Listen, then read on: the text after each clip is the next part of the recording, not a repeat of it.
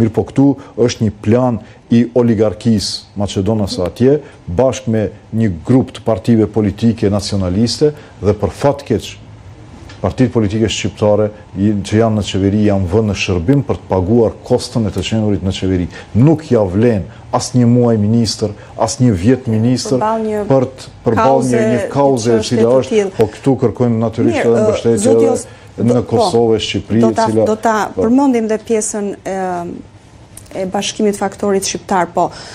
Kryeministri Mickovski tha, ju e përmendët pak që po punohet për zgjidhjen, por që zgjidhja duhet jetë në përputhje me kushtetutën dhe standardet ndërkombëtare. Tani kur thot në përputhje me kushtetutën, rrezikon që të hiqen fare?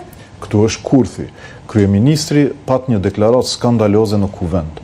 Doli para deputetëve dhe tha, Shqipen mund ta përdorni lirshëm ku të doni. Në shtëpi tuaja, si gjuhë private, por gjuhë shtetërore këtu është gjuha maqedonishte.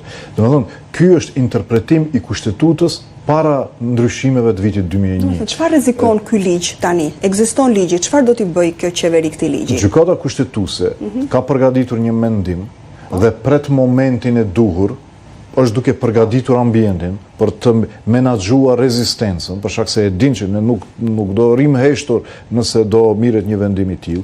Ka filluar nëpërmjet disa politikanëve shqiptar që të përgatisin ambientin se ligji edhe ashtu nuk qenë ka ideal. Kërkojnë mendim prej Komisionit të Venecias, të përgatisin opinionin nëpërmjet mediave, që ngadalë përveç eliminimit praktik të dygjuhësisë në vend, të bëjnë edhe eliminimin normativ nëpërmjet vendimit të gjykatës kushtetuese. Këtë ne duhet ta parandalojmë në çdo mënyrë të mundshme. Për fat keq, them, ja, do jemi drejt për drejt, ata thirren pak edhe në qendrimin e qeverisë Kosovës, një vlerësim të kryeministrit Kurti në një preskonferencë, gjuha shqipe dhe ashtu nuk qenë ka e rregulluar mirë, që atje po e keq përdorin si dhënje leje për të atakuar gjuhën. Tash kemi nevojë të dalim mbi vijat partijake, mbi vijat e kufive, po edhe mbi vijat etnike atje, që të ruajmë ato që e kemi arritur në këto 20 vite. Zoti Osmani, përse nuk është arritur asnjëherë ky bashkimi i faktorit shqiptar në Republikën e Maqedonisë së Veriut?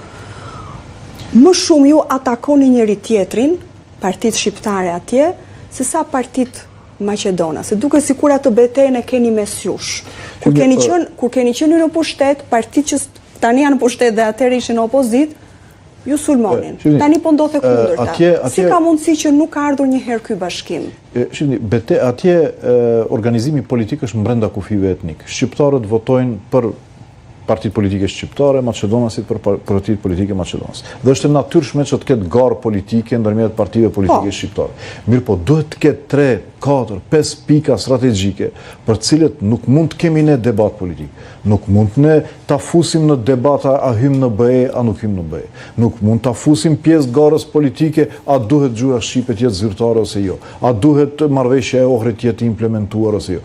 Janë disa tema, pa ajo kërkon vetdije mjaftueshme politike për të kuptuar se ne mund të garojmë për gjitha temat. Kush është më i mirë, kush është më pak i mirë. Mirë po janë disa pika strategjike për cilët nuk mund të negociohet. Gjuha shqipe është e tillë. Dhe tani jemi sfiduar para këtij testi. Tani për interesa të ngushta partijake nuk arrihet diçka e tillë. Problemi është se ata janë pjesë e qeverisë pa vullnetin e popullit shqiptar, pa mbështetjen e qytetarëve. Dhe normalisht duhet paguajnë kostën e përzgjedhjes nga kryeministri. Po nuk ja vlen, besoni nuk ja vlen që për këtë temë të kalkuloni çfarë do tjetër. As kalkulim politik, as individual, as karrierist ose çfarë do lloji tjetër. Prandaj nuk dua ta përshëndroj këtë në betejë partijake të Bashkimit Demokratik për Integrim. Është momenti që të unifikojmë qëndrimet. Përsëri them, ftoj këtu edhe elitën politike maqedonase, ftoj partitë politike shqiptare. Ka një sinjal nga natyra? Po edhe Prishtinën dhe Tiranën dhe komunitetin ndërkombëtar. Kryetari Ahmeti ka dërguar një letër të hapur gjithë komunitetin ndërkombëtar. Përfshi këtu edhe leadershipit në Shqipëri, në Kosovë. Dhe keni marrë ka sinjale për një, nuk e di, për diçka, për një takim, për një bashkim? Jemi duke spjeguar seriozitetin e situatës. Më thënë, po ra gjuha, ra marrëveshja historike shqiptaro-maqedone atje. Do hapen tema të panevojshme, të cilët i do dikush tjetër.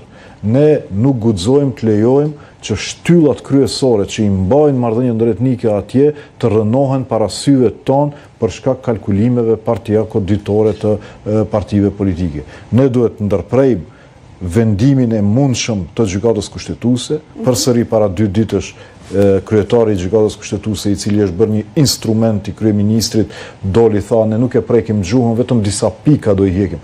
Po atje çdo shkronjë është e negociuar.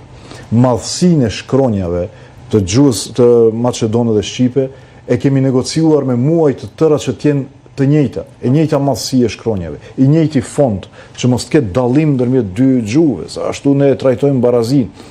Dhe tash kur dikush flet me aq lehtësi, nuk e prekim gjuhën, por do i hekim vetëm disa nene të cilët janë vështirë të implementueshme, për ne u hoq një nen, u hoq një shkronjë ose një presje, e prish marrëveshjen e arritur